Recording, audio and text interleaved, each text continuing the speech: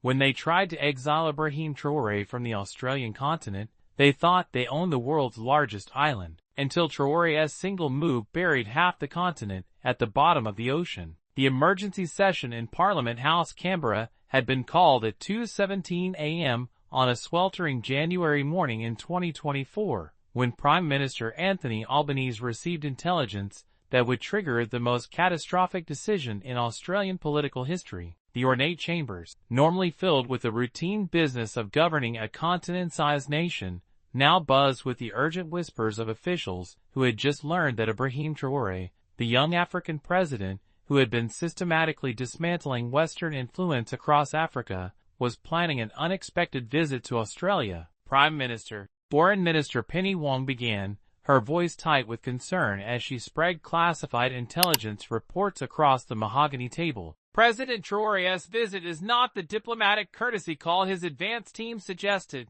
Our sources indicate he's coming to Australia to expose what he calls the Pacific extension of European colonialism. What Wong was referring to were Australia's extensive, but carefully hidden economic and political operations across Africa and the Pacific, networks that had allowed the continent nation to extract enormous wealth while maintaining its international image as a progressive middle power. Unlike the overt imperialism of Britain or France, Australia had developed more subtle methods of resource extraction and political influence that had largely escaped international scrutiny. Prime Minister Albanese, a man who had built his political career on championing workers' rights and international justice, found himself confronting evidence that his own government was perpetuating the same exploitative relationships he had spent decades criticizing. The intelligence files detailed Australian mining operations that paid African countries less than 3% of fair market value,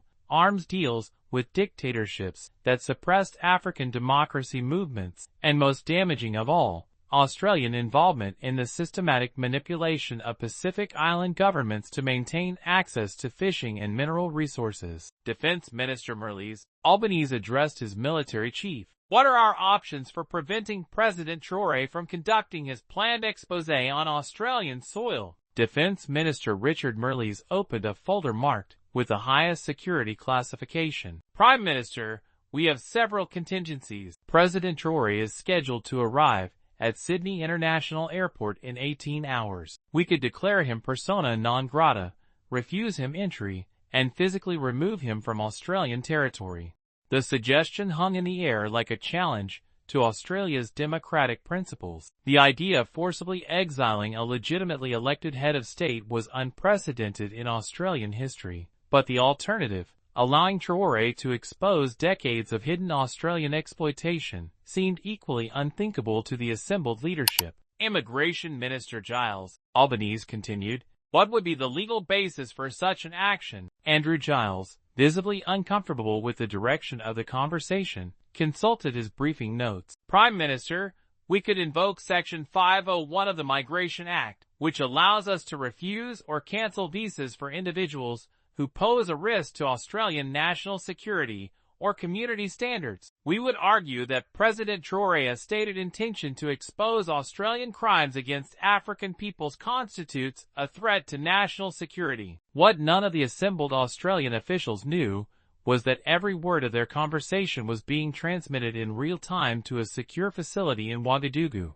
where Ibrahim Traoré sat with his geological and seismic engineering team, reviewing detailed plans that would make their deportation attempts irrelevant. The transmission was possible through an intelligence network that Traoré had built not just across Africa, but extending into the Pacific and including assets within the Australian government itself. Dr. Sarah Mitchell, officially listed as a senior advisor in the Department of Foreign Affairs and Trade, had been recruited by Traoré's intelligence services 6 months earlier, not through ideology but through her horror at discovering the true scope of Australian operations in Pacific Island nations. When she learned that Australian corporations were systematically destroying coral reefs and indigenous fishing grounds, while bribing local officials to maintain silence, her conscience had compelled her to become a double agent. For hours after the parliamentary session, Traoré received a secure communication from Dr. Mitchell in Canberra. Mr. President, Dr. Mitchell's voice carried the urgency of someone reporting imminent danger. they've decided to refuse you entry and physically remove you from Australian territory. Prime Minister Albanese has authorized what they're calling Operation Southern Cross, a forced deportation that will be presented to the media as a routine immigration enforcement action. Traoré's response was characteristically calm. Dr. Mitchell, are you in immediate danger? Not yet, sir. They trust me completely. But Mr. President, you should understand what you're walking into. They're treating your visit as a direct threat to Australian national security. Then it's time to show Australia what a real threat to their security looks like. Traoré replied, Dr. Mitchell, I need you to maintain your position for exactly 24 hours. Can you do that? Yes, sir. But what are you planning? Traoré's answer would have sounded like science fiction to anyone who didn't understand the geological research he had been conducting for the past 2 years. I'm going to split the Australian continent in half and sink the eastern portion into the Pacific Ocean. What Dr. Mitchell didn't know was that Traoré had spent 18 months working with a team of African geologists, seismic engineers, and underwater demolition specialists to map the fault lines and tectonic vulnerabilities that ran beneath the Australian continent. The project, codenamed Operation Continental Drift, was based on cutting-edge research showing that Australia's eastern coast sat on an extremely unstable geological foundation that could be triggered into catastrophic collapse with precise seismic intervention. The plan Traoré was about to implement was the most ambitious geological warfare operation in human history. It involved simultaneously triggering earthquake sequences along 17 different fault lines, combined with underwater explosions that would destabilize the continental shelf and cause the eastern third of Australia, including Sydney, Melbourne, Brisbane, and Canberra, to break off from the main continent and sink into the Pacific Ocean. At exactly 3 p.m. Sydney time, as Prime Minister Albanese was reviewing the final deportation orders for Traoré's arrival, Phase 1 of Operation Continental Drift began. Deep beneath the Tasman Sea, African Naval Special Forces, operating from submarines provided by sympathetic nations, began placing precision explosives along the underwater fault lines that connected Australia's eastern coast to the Pacific tectonic plate. These operatives, trained in underwater demolition at elite facilities in Egypt and South Africa, had spent months infiltrating Australian waters while appearing to be conducting routine scientific research. Their explosives were positioned with mathematical precision to maximize the geological instability that would cause the eastern portion of the continent to detach and subside into the ocean. Simultaneously, Phase 2 activated across Australia's eastern mountain ranges. African geological teams, disguised as international mining consultants and university researchers, began triggering controlled seismic events along the Great Dividing Range. Using advanced drilling equipment and sophisticated explosive charges, they initiated a cascade of earthquakes that would weaken the geological connections between eastern and central Australia. But the most devastating element of the operation was Phase 3, which targeted Australia's major population centers directly. Using intelligence provided by Dr. Mitchell about government emergency response protocols, Traoré's teams disabled the early warning systems that were designed to alert civilians about seismic dangers. The Australian population would have no advance notice of the continental catastrophe that was about to unfold. As the first tremors began shaking Sydney at 4:30 p.m., Prime Minister Albanese was in his office putting the final signature on the deportation orders for Ibrahim Traoré. The mild earthquake, initially registered as a 4.2 on the Richter scale, was dismissed by officials as routine seismic activity. Australia experienced minor earthquakes regularly, and there was no reason to suspect that this one was artificially induced or part of a larger pattern. But within 20 minutes, the seismic activity intensified dramatically. A 6.8 earthquake struck Melbourne, causing widespread damage to buildings and infrastructure. Brisbane reported a 7.1 tremor that collapsed several bridges and triggered massive power outages. Most alarmingly, the earthquake seemed to be following a deliberate pattern, striking along a precise north-south line that corresponded to the geological boundary between stable and unstable continental foundation. At 5:45 p.m.,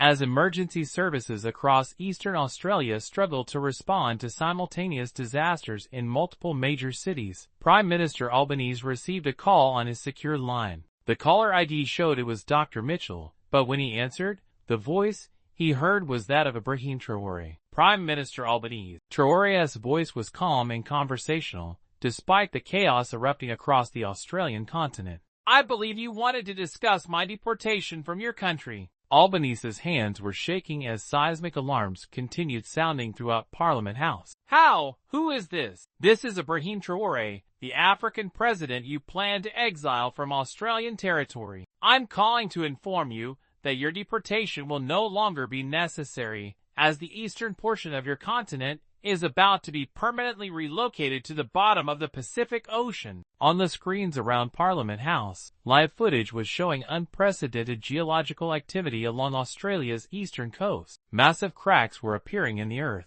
running in perfect parallel lines from Queensland to Tasmania. Ocean water was beginning to flood into these cracks, creating enormous inland seas where dry land had existed just hours before. "This is impossible," Albanese whispered, watching his country literally break apart in real time. "Prime Minister, your government made a fundamental miscalculation," Traoré continued. "You assume that because Australia is an island continent, you could control who enters and leaves your territory. But you forgot that continents are not permanent geographical features. They can be relocated with sufficient geological expertise." As Traoré spoke, the most devastating phase of Operation Continental Drift was beginning. The underwater explosions that had weakened the continental shelf were triggering a massive subsidence event. The eastern third of Australia, encompassing Sydney, Melbourne, Canberra, and Brisbane, was literally sinking into the Pacific Ocean as the underlying geological foundation collapsed. The scenes were apocalyptic. Sydney Harbour was disappearing as the entire city tilted eastward and began sliding into the sea. The Sydney Opera House, Parliament House in Canberra, and Melbourne CBD were all submerging beneath rising waters as the continental shelf gave way. Nearly 15 million Australians were experiencing the most rapid and complete geographical catastrophe in human history. "You wanted to exile one African president," Traoré observed as live footage showed Australian cities vanishing beneath the waves. "Instead, you've exiled half your own population to the ocean floor." Prime Minister Albanese watched in horror as reports came in of the complete submersion of Australia's eastern coast. The nation's political and economic centers were disappearing beneath hundreds of feet of Pacific Ocean water. The country he had been elected to govern was literally ceasing to exist. "What do you want?" Albanese asked, his voice barely audible above the sounds of geological catastrophe. "I want you to understand that African leaders will no longer tolerate being treated as unwelcome guests in any country on earth," Traoré replied.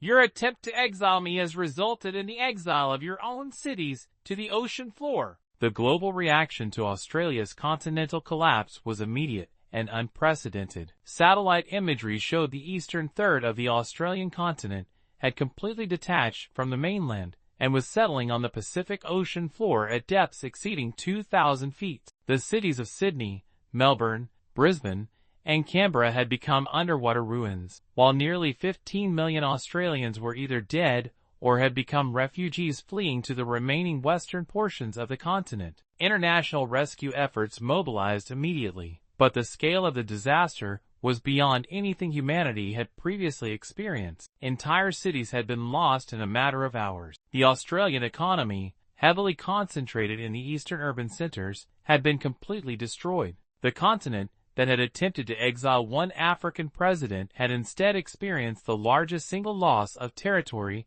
and population in modern history. Within 48 hours of the continental collapse, the remaining Australian government, now relocated to Perth in the still intact western portion of the continent, issued a formal apology to Ibrahim Traoré and all African nations. Acting Prime Minister Jim Chalmers, speaking from a temporary capital in Western Australia, acknowledged that Australia's attempt to exile President Traoré had been a catastrophic error in judgment that has resulted in unimaginable tragedy for our nation.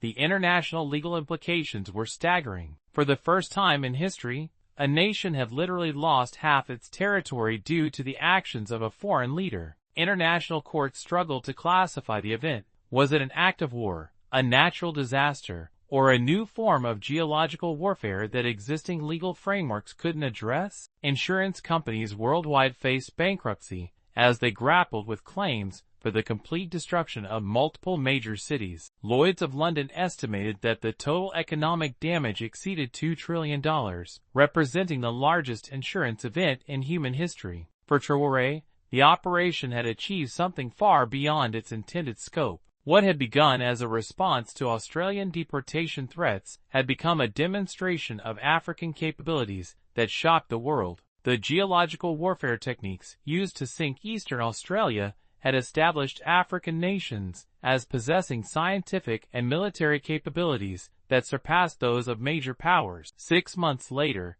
at the United Nations General Assembly, Traoré addressed the world about the Australian continental collapse. Australia attempted to treat an African president as an unwelcome immigrant who could be exiled at will, he told the assembled world leaders. Their continent paid the price for that arrogance. Let this serve as a reminder that the era when African leaders could be dismissed, threatened, or exiled by any nation is permanently over. The speech was delivered to complete silence, as world leaders absorbed the implications of what had occurred. A small African nation had literally reshaped global geography in response to perceived disrespect. The balance of international power had shifted in the most dramatic way imaginable. For the survivors of the Australian continental collapse, the disaster had fundamentally changed their understanding of their place in the world. The nation that had prided itself on being a secure island continent had learned that geographical isolation provided no protection against leaders who possessed the scientific knowledge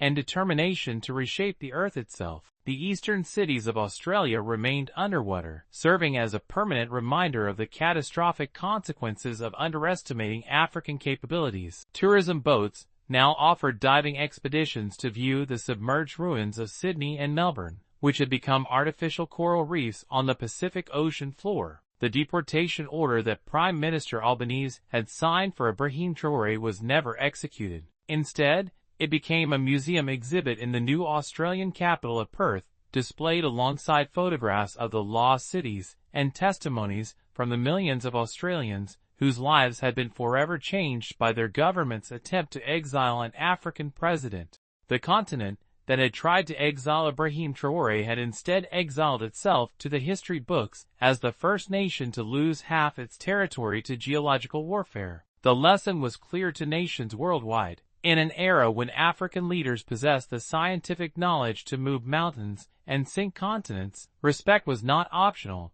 it was essential for survival. Australia's continental collapse had redefined the possible scope of international conflict, proving that modern warfare could be fought with geology and engineering rather than traditional military forces. The world would never again underestimate the capabilities of leaders who combined scientific expertise with the determination to defend their dignity at any cost.